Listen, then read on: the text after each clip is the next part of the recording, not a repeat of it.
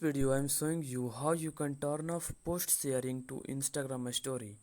So when you share the post to the Instagram story, you can simply tap on the send button on any of the post, and then you can tap on the add post to your story, and you can add this post to your story. But what you can do to turn off these settings? Firstly, you have to open your Instagram app and then tap on your profile icon in the bottom right corner, and then you can tap on the three horizontal lines in the top right corner. After that, tap on the settings icon in the top.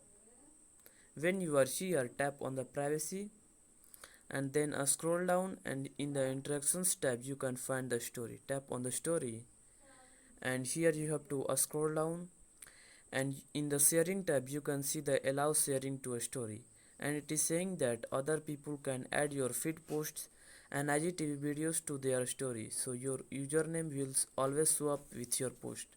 So to disable this, you can simply tap on the disable icon, this toggle icon, and now it is disabled. So that's it, how you can do this. If you found this video helpful, please subscribe to my channel and also press the bell icon to get notifications of such new informative video. And also don't forget to like, share and comment on this video. Have a good day.